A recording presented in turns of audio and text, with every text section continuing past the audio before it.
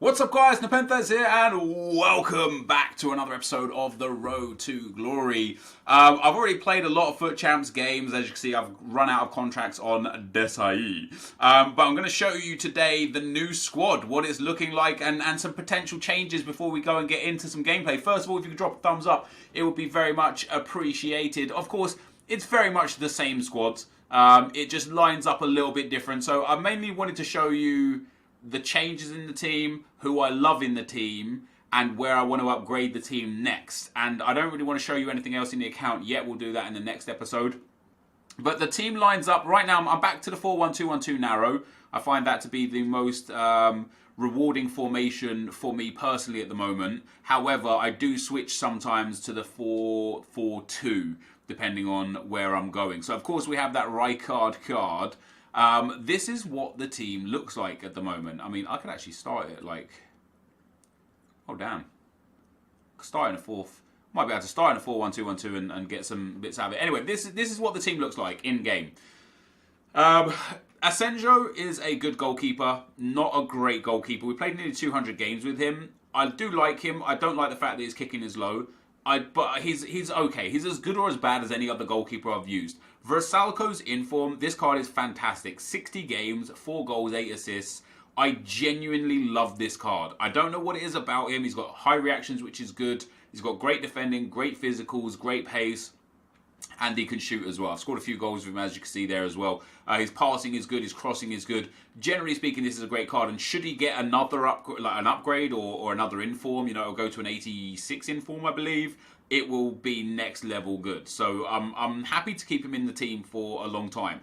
This is also, for me, an amazing card. Fernandez. Yeah, he's a little short, but medium is absolutely fine. 4-star weak foot is fantastic. His pace... just great. I absolutely love this card. With the Shadow Chem Star, it goes to 94 sprint speed and 90 acceleration. So he's absolutely rapid. Not the greatest reactions, and that is an important stat in defenders. But because he's so fast, he makes up where he lacks in that one. His defending and physical is also incredibly well-rounded, so a big fan of this card. This Desai card was great for what we used it for. Alexandro I also love. Frank Rijkaard coming in at CDM, 14 games for me at CDM, 2 goals and 3 assists. And again, this card, although it has some low stats, there's only one stat on this entire card that bothers me at all, and that's the balance. His pace, fine. His shot power and long shots, fine. You know, he's a CDM. He doesn't find himself in the box very often. And if he does shoot, it's always a long shot that he's going to score from, so it's never a problem in that area. His passing is fantastic, his vision is good, his short passing is good, his long passing is good. Curve is irrelevant, free kick accuracy is irrelevant, and crossing is irrelevant, even though his crossing is okay. In terms of dribbling, his reactions and ball control, phenomenal. His composure, phenomenal. His agility is okay, his dribbling is okay, but it's that balance that is the only thing that gives me some issues. But what does balance do in FIFA? I actually don't even know. I know it's important for feeling fast when you're running, but he's not a ball carrier for me. He never carries the ball forwards. He's always just, he wins the ball, he breaks the play up, and then he passes it off. So that's not really a problem. His defense and his physicals are exceptional. The Anchor Chem style just makes him absolutely ridiculous. I love this card a lot. I've thoroughly enjoyed it. And although he's only 6'2", his in-game character model is massive. It looks like he's like 6'3 or 6'4 in game. I'd say 6'4, you know.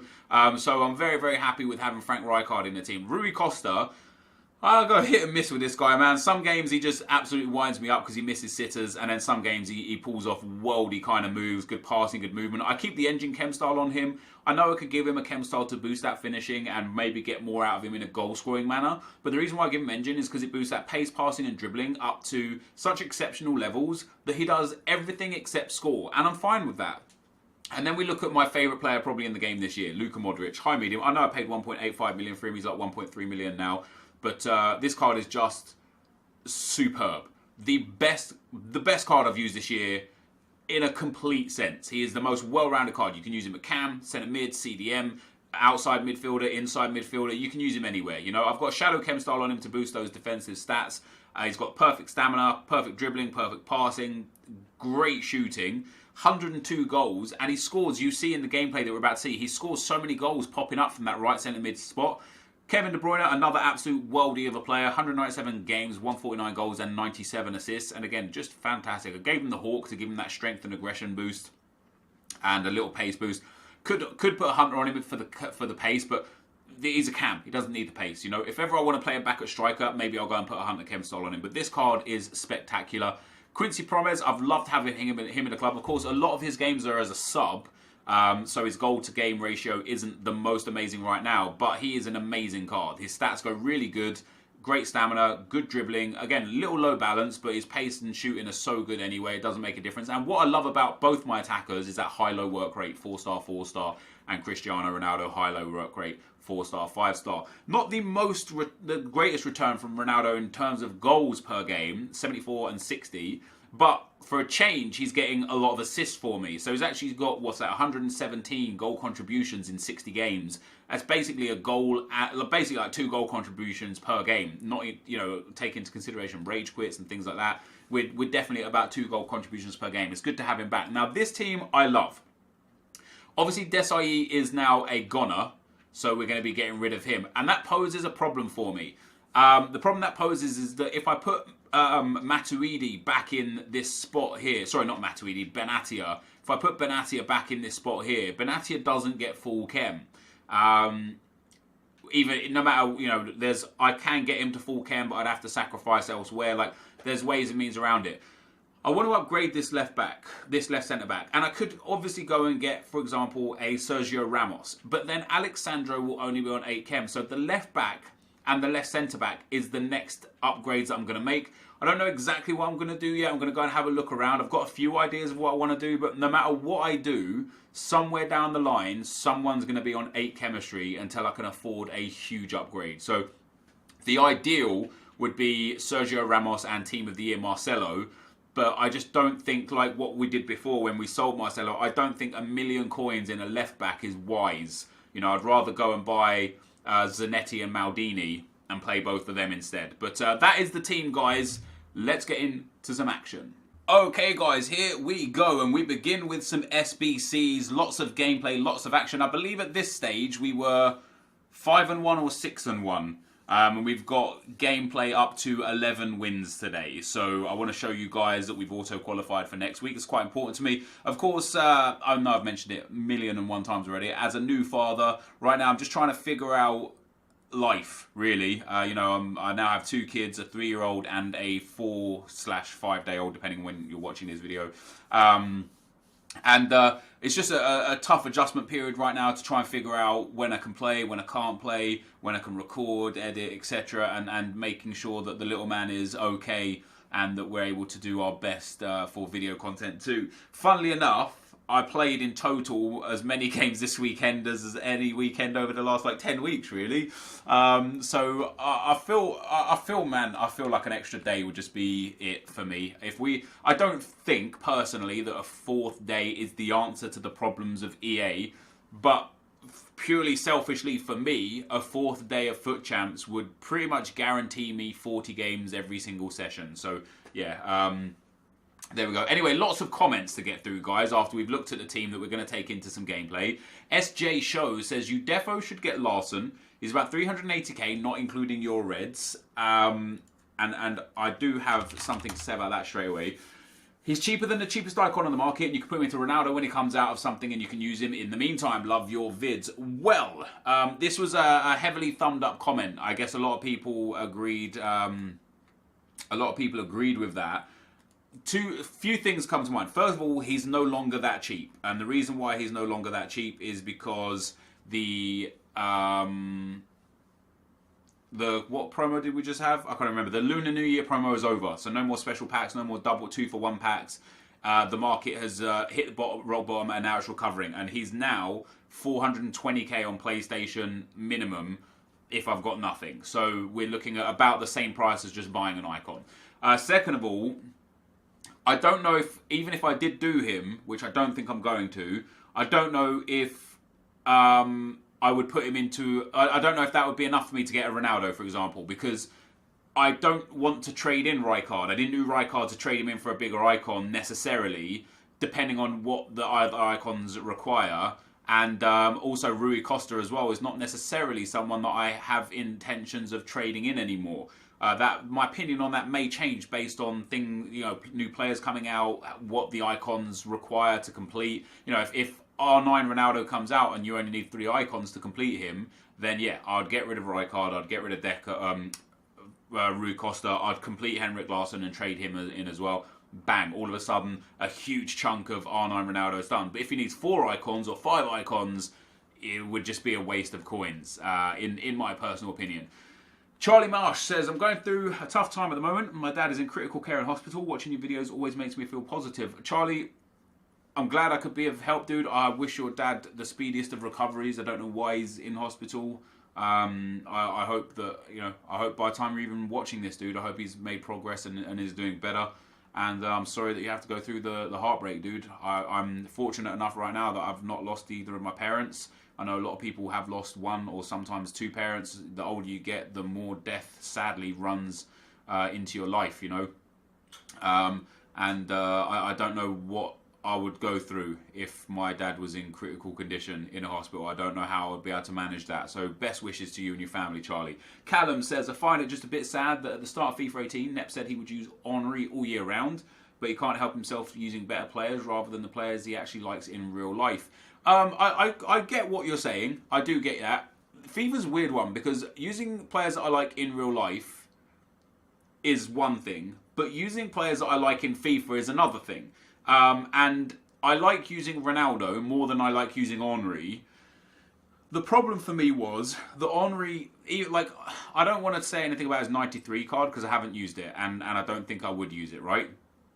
But his 90 rated card, it just wasn't amazing. It was amazing at the start when we were coming up against the low tier defenders and stuff. But since now everyone has like super teams, or just the general standard of team has increased, that Thierry Henry card, 90 rated, just doesn't stand out anymore. He doesn't do things that he was doing before.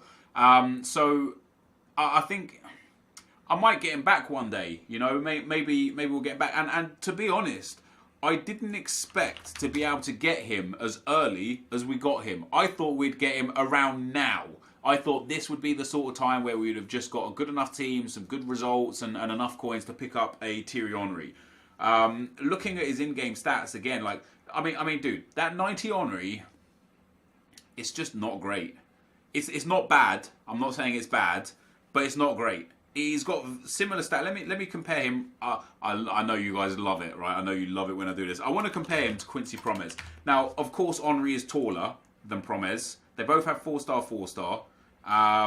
Henry, in terms of info, is a lot taller, 6 inches taller, but Promes has high-low work rates, whereas Henry has medium-medium, and I find high-low to be far more efficient. In terms of stats, without a chem style, just looking at the base stats, Promes has more sprint speed, but 1 less acceleration. Henry has more positioning and more finishing. Positioning is quite an important stat. Finishing is obviously a very important stat. Henry has 3 more. Actually, let's put Hunter on, because I would use Hunter on them both. So let's compare them with the chem style. So they both have 99 pace across the board. They both get 99 positioning. Henry gets 99 finishing versus the 98 of Promes. Promes has 98 shot power and 94 long shots versus the 93 and 89 of Henry. Henry has better volleys and penalties, which, as I've been vocal about many times, and not just because I'm comparing these two right now and I have one and don't have the other, I think volleys and penalties are just irrelevant stats in this game. I can't ever say hand on heart that I thought, man, I'm glad that guy had really good volleys. It's just not something that happens in this game. In terms of passing, Promes has 1 extra vision. They have the same crossing, the same free kick accuracy, the same long passing. Henry has 5 better short passing, which has some importance up there in the box, but not the most important. And Henry has 8 extra curve, and of course we know Henry has the finesse shot trait. I don't know if Promes has that. Let's have a look at traits. Where are the traits? Do we have the traits? So specialities. Wow. Henry has dribbler, acrobat, clinical finisher, complete forward, and poacher for specialities. And Promes has speedster, dribbler, distant shooter, acrobat, clinical finisher, and complete forward as well. So they both have a whole bunch. For traits, Henry has tries to beat defensive line, finesse shot, flair, dribbler, speed dribbler, chip shot. What Promes has is takes powerful driven free kicks, selfish, flair, long shot taker, and technical dribbler. So he doesn't have the finesse shot, Promes, which Henry has, which has some relevance in this game, 100%. So in terms of passing, they're as good as even. Henry has a little bit better short passing and a lot better curve. So that's something to take into consideration. In terms of dribbling, Promes has more agility, loads more balance, 20 more balance, 5 more agility, 20 more balance, 3 less reactions and 1 less ball control, 1 more dribbling and 4 less composure. Obviously, I'm a big advocate that composure is important in this game.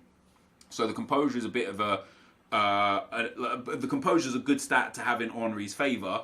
But the rest of the dribbling is largely in Promes' favour. 5 extra agility, 20 extra balance, 3 less reactions, which is a bit meh. I think reactions are more important on defenders than attackers. 1 less ball control. Other than that, very, very similar, or Promes in advance there. Defending is just irrelevant. Physical, Promes has 5 more stamina, 22 more jumping, and then the big one. He has 1 less aggression, so their aggression's basically is very similar. 66 for Henry, 65 for Promes, but he has 14 less strength. So, all in all, Henry is the better card. I'll say that. What he has as an advantage is he's stronger. He has the finesse shot trait. He has better ball control and better composure. But Promes has better long shots and shot power, considerably better dribbling and balance. Sorry, agility and balance, and more stamina, so he lasts longer. So you can weigh those up, and it's not impossible to say, okay, those are very similarly based players depending on your playstyle. If you like a big tank that can bully defenders, Henry's your man. If you like a speedster like the Alessandrinis, the Lozanos, Promes is your man.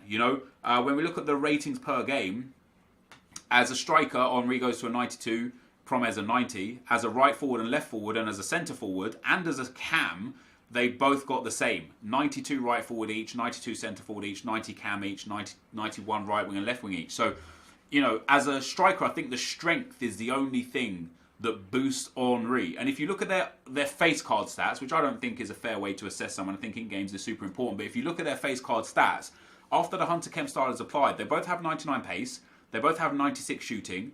Henry has 85 passing versus Promes 84. Henry has 87 dribbling versus Promes 89. Henry has considerably higher defending, but again, it's irrelevant, he's a striker. And then he has 4 more physical, 77 to 73. So the physicality of the player is really the only difference. Do you want that speedster dribbler style player, or do you want that tanky player that's going to bang shots?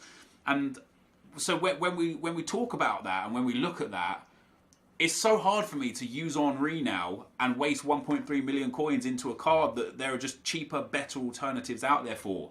Apologies for spending so much time comparing those. I know some people get triggered when I do that, but I think it's important to look at the stats. And again, I'll say, I'm not trying to say Promes is better because I have got Promes and not Henry. I wish Henry was the greatest card in the game.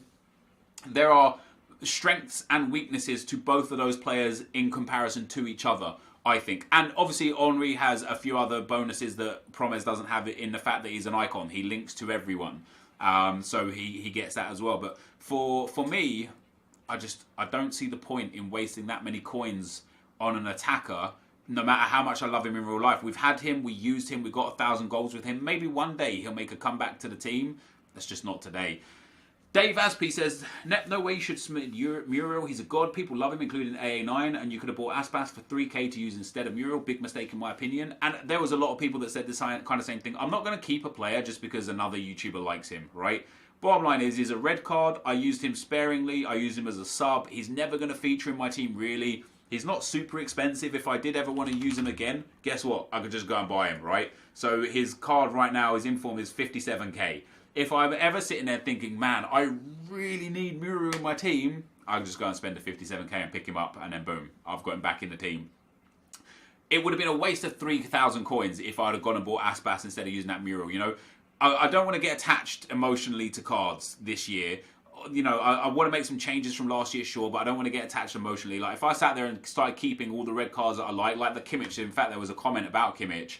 GB Uncle Murder says, have to admit I was a bit of a choker watching Kimmich get submitted. Understandable, but damn, that felt so cold. And you're right, it was like, for me, you know, a guy that had that many games for us that just generally played well and dominated midfield for us was so important to the team over time.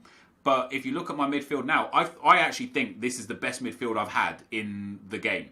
when we look at Rijkaard at CDM, Modric and Costa at the outside centre mids, and De Bruyne at cam, I think that is one of the most complete midfields you're going to see.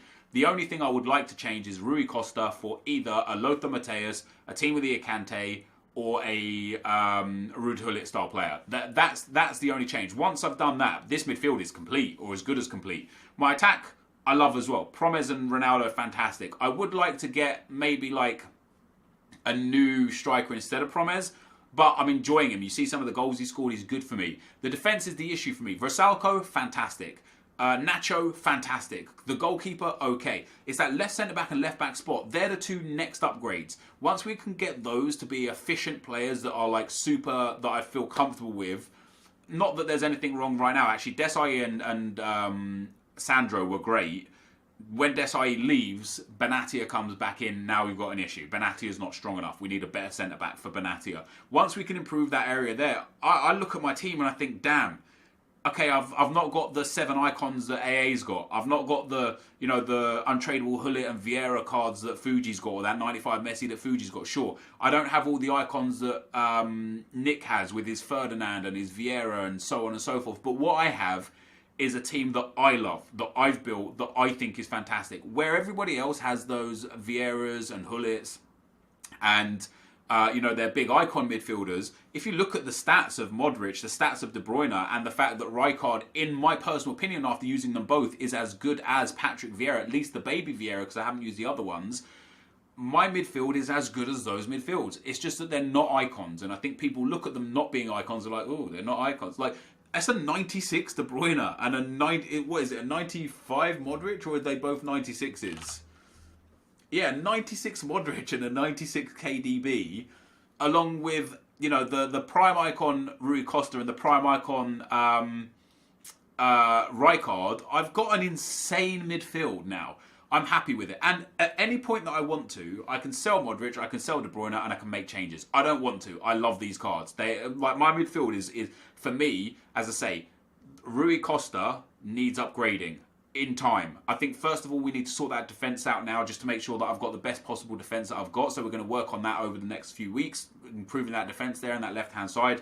My attack, I love. My midfield, I love. The right hand side of my defence, I love. I'm enjoying playing FIFA right now, which is interesting.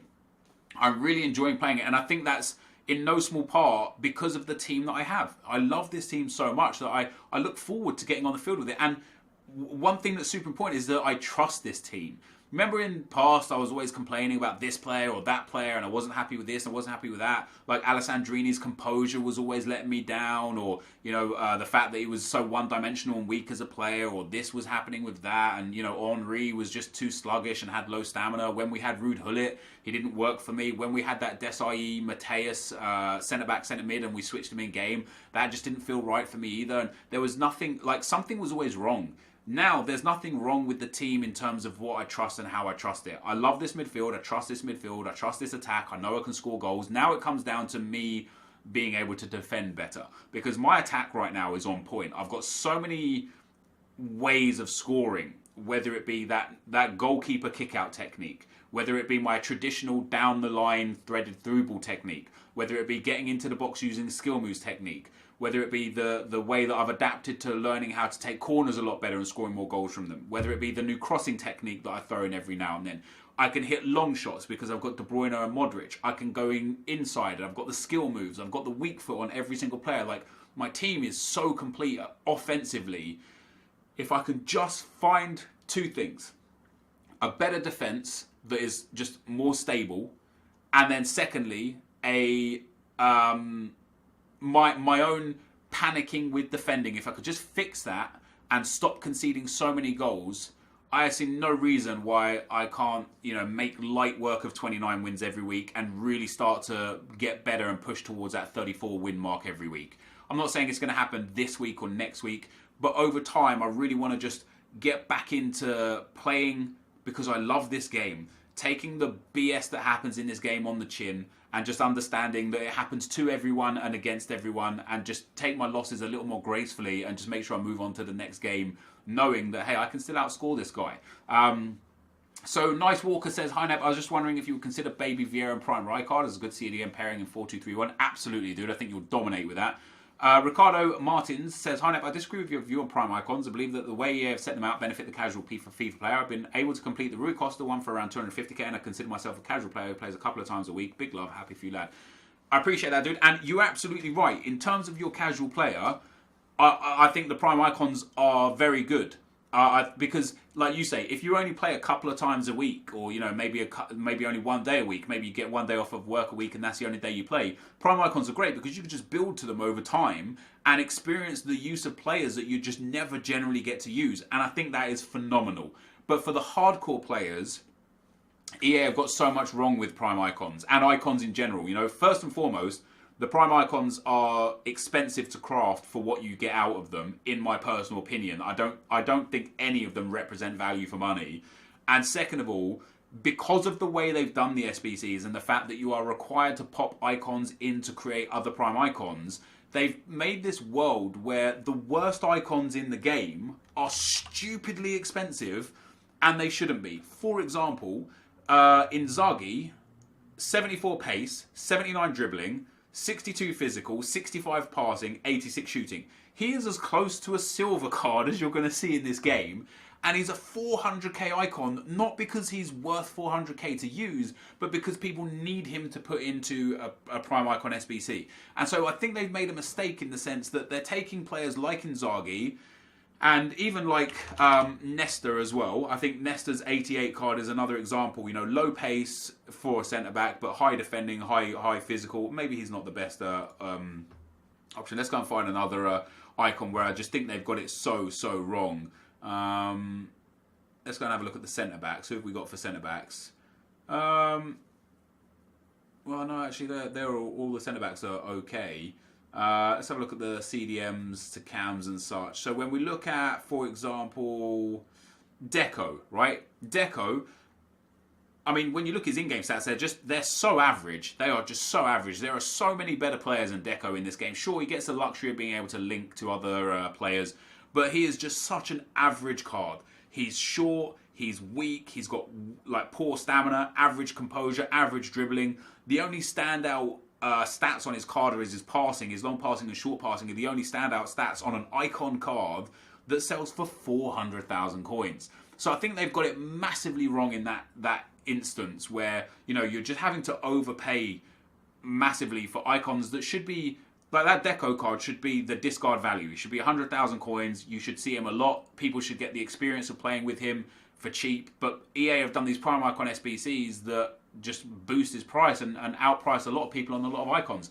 Anyway, guys, this is going to be the end of the video for today. We finished 11-2 after 13 games. One very deserved loss right at the start of this video. That guy beat me very comfortably. He didn't have the best team either. He had Maradona in a cam and then just a really low-rated team all around him. But he was just a very good FIFA player. So I lost fair and square there. And I think the other loss that I took as well was very fair. It was against another low-rated team. We both created a lot of opportunities. Just my opponent took his and I didn't take mine. So I think 11-2 is very fair over the 13 games. Very happy to be in that spot where I can, qualify without having to play like 20, 25 games. I know a lot of you guys are hitting like 20 games, 22 games before you hit the 11 wins. I'm fortunate enough where I can manage to get those 11 wins without too much trouble. I do play on this Sunday evening that you're seeing these games because I'm enjoying FIFA, man. Mentality is everything in FIFA. If you could change your mentality and change what things mean and how they matter to you within this game, you can start enjoying this game a lot more. And we're going to talk about that a lot more in the next episode. But for now, guys, this is going to be the end of the video. Thank you for watching, and I'll see you next time. I'm out. Peace.